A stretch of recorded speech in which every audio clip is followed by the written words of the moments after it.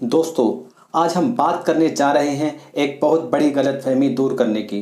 एक आम बात जो पब्लिक मानती है वो ये है कि भारत में कानून के अनुसार 18 वर्ष से बड़ा बेटा सामान्यतः कोर्ट में अपने पेरेंट्स से मेंटेनेंस नहीं मांग सकता। कानून के अनुसार बालिग बेटा केवल तभी मेंटेनेंस मांग सकता है जब तक कि वो दिमागी या शारीरिक एबनॉर्मेलिटी या किसी इंजरी की वजह से खुद को मेंटेन करने के अयोग्य हो। दोस्तों, एक हद तक ये बात सही भी है क्योंकि कोड ऑफ क्रिमिनल प्रोसीजर के सेक्शन 125 में यही बात लिखी हुई है।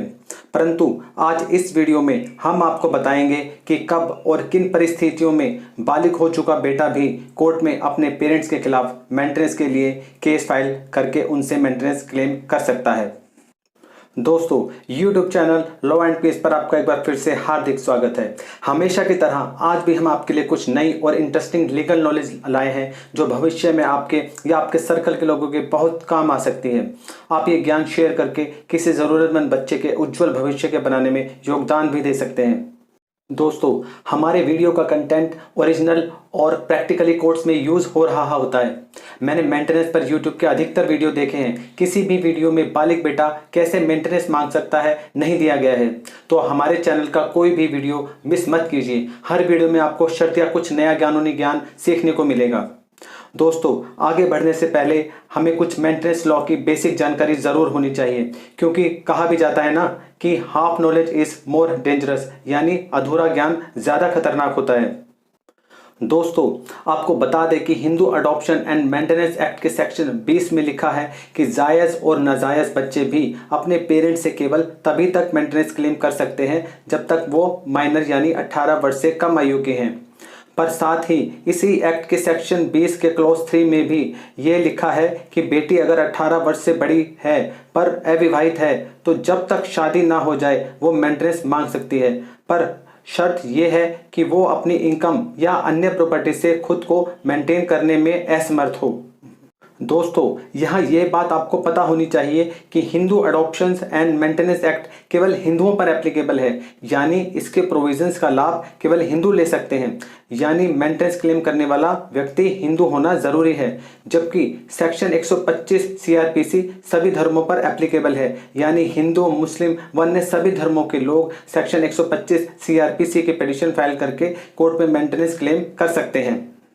दोस्तों, जैसा कि मैंने वीडियो की शुरुआत में बताया था कि कानूनी प्रक्रिया संहिता के सेक्शन 125 के तहत 18 वर्ष या उससे ज़्यादा उम्र का बेटा केवल तभी मेंटेनेंस मांग सकता है जब वो शारीरिक या मानसिक रूप से एबनॉर्मल हो या किसी इंजरी की वजह से खुद को मेंटेन करने के लायक ना हो। आज इस वीडियो में हम जानेंगे कि अगर बालिग बेटा पूरी तरह स्वस्थ है तो तब भी वो किन परिस्थितियों में अपने माता या पिता से मेंटेनेंस मांग सकता है। दोस्तों, अक्सर कोर्ट में पति पत्नी के बीच मुकदमेबाजी चल रही होती है जो कि कई बार सालों तक चलती रहती है। ज़्यादातर मामलों में बच्चे मदर की कस्टडी में होते हैं और कोर्ट बच्चों के पिता को बच्चों के लिए मेंटेनेंस देने का ऑर्डर कर देती है। जब तक बच्चे नाबालिग होते हैं तब तक कोई प्रॉब्लम नहीं आती क्योंकि नाबालिग बच्चों के लिए कोर्ट मेंटेनेंस ग्रांट कर देती है। बेटी के मामले में तो कोर्ट जब तक वो अनमैरिड है मेंटेनेंस ग्रांट कर देती है। इस रिलीफ के पाने के लिए application section 20 clause 3 Hindu adoption and maintenance act में लगती है, जहां पर इसका प्रोविज़न दिया गया है। दोस्तों, आपके लिए ये जानना भी ज़रूरी है कि अगर माता पिता दोनों वर्किंग हैं तो बच्चों को मेंटेनेंस देना दोनों की जिम्मेदारी है। हम सभी जानते हैं कि 18 वर्ष की आयु के होते ही बेटा एकदम कमाने नहीं लग जाता। 17-18 वर्ष की उम्र में बेटा 12th पास करके या तो ग्रेजुएशन में एडमिशन लेता है या कोई कोर्स ज्वाइन करता है या किसी अन्य कॉम्पिटिटिव एग्जाम्स की तैयारी में जुट जाता है। कोर्ट में बच्चे के पिता का वकील कहता है कि अब बेटा बालिग हो गया है, इसलिए अब वो फादर से मेंटेनेंस पाने का हकदार नहीं रहा, हालांकि बेटा अभी अपनी स्टडीज़ ही परस्यू कर रहा होता है। इस सिचुएशन में आज हम आपको बताएंगे कुछ ऐसी महत्वपूर्ण सुप्रीम कोर्ट और हाई कोर्ट की जजमेंट्स जिनके बेस पर आप बालिग बेटे के लिए या बालिग बेटा खुद भी कोर्ट में पिटीशन मूव करके अपनी पढ़ाई पूरी होने तक अपने फादर या मदर से मेंटेनेंस मांग सकता है।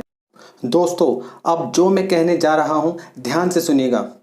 अगर बालिग बेटे के पेरेंट्स एजुकेटेड और फाइनेंशियली साउंड हैं, यानी वो शिक्षित और आर्थिक रूप से संपन्न हैं, तो मेजर सन अपनी शिक्षा का खर्चा उनसे कानूनन मांग सकता है। जी हाँ, ये अनाउंस किया गया judgement Jaywardhan Singh Chapotkat versus Ajayveer Chapotkat Bombay high court, जो कि 8/4/2014 को अनाउंस की गई थी।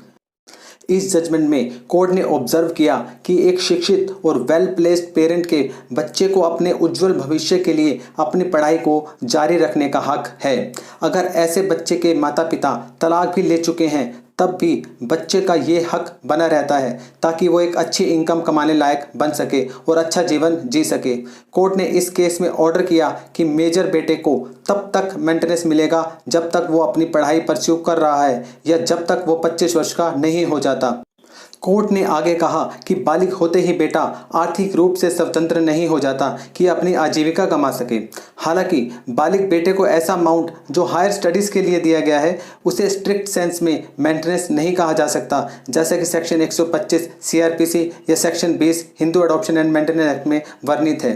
ये जजमेंट आप अपने कोर्ट केस में रेफर करके बालिग बेटे की हायर स्टडीज़ के लिए पैसे मांग सकते हैं। इसी तरह उर्वशी अग्रवाल वर्सेस इंद्रपॉल अग्रवाल की जजमेंट में, जो कि जून 2021 में आई थी, दिल्ली हाई कोर्ट ने कहा कि बेटे को 18 वर्ष का होने पर पिता का उसे मेंटेन करने का दायित्व खत्म नहीं हो जाता। ऐसी सिचुएशन नहीं बनाई जा सकती कि मेजर सन की पढ़ाई का सारा बोझ उसकी माता पर आ जाए। कोर्ट ने कहा कि मां के लिए बेटे का शिक्षा का खर्च उठाना संभव नहीं है और बेटा जो कि अभी एक विद्यार्थी है वो खुद को मेंटेन करने में असमर्थ है। कोर्ट ने ऑर्डर किया कि फादर बालिग बेटे को शिक्षा का खर्च देगा जब तक कि उसकी ग्रेजुएशन की पढ़ाई पूरी नहीं हो जाती या जब तक वो कमाना शुरू ना कर दे, जो भी पहले हो।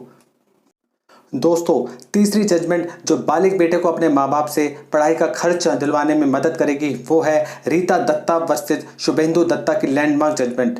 इस जजमेंट में सुप्रीम कोर्ट ने कहा कि पिता अपने बालिग बेटे को, जो कि अभी एक स्टूडेंट है, उसे मेंटेन करने की ड्यूटी से बंधा है क्योंकि उसकी माँ की इनकम खुद की और 4 बच्चों को मेंटेन करने के लिए पर्याप्त नहीं है। इस केस में सुप्रीम कोर्ट ने ऑर्डर किया कि जब तक बालिग बेटा अपनी पढ़ाई पूरी नहीं कर लेता उसका पिता उसको मेंटेन करेगा। इसी तरह टी विमला वर्सेस रामाकृष्णन की जजमेंट, जो कि 2016 में आई थी, इसमें मद्रास हाई कोर्ट ने बालिग बेटे को फादर द्वारा मेंटेनेंस दिलवाने का ऑर्डर किया और कहा कि शिक्षा एक बच्चे की लाइफ का इंपॉर्टेंट पार्ट है और किसी भी पिता से ऐसी आशा नहीं की जाती कि वो अपने बच्चे का एक क्रिमिनल की तरह पालन पोषण करे। इसलिए पिता को बालिग बेटे को खर्चा देना चाहिए। सेक्शन 125 CRPC केवल जिंदा रहने लायक भोजन देने के लिए नहीं बनाया गया है, बल्कि इसमें विचारों के लिए भोजन भी शामिल है। कोर्ट ने ऑर्डर किया कि बालिग बेटा जब तक अपनी पढ़ाई पूरी नहीं कर लेता तब तक अपने पिता से मेंटेनेंस प्राप्त करने का हकदार है। 1988 में भी एक अन्य जजमेंट आई जिसका टाइटल है गीतांजलि गजानन तेंदुलकर वर्सेस गजानन दिनकर तेंदुलकर।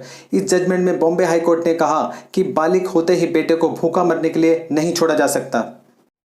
तो दोस्तों, आज इस वीडियो में हमने आपको 5 ऐसी लैंडमार्क जजमेंट्स बताई जो कि बॉम्बे, दिल्ली, मद्रास हाई कोर्ट और सुप्रीम कोर्ट द्वारा डिलीवर की गई थी।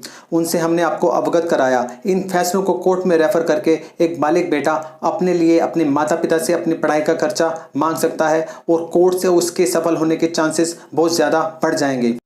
तो दोस्तों, इस वीडियो में बस इतना ही।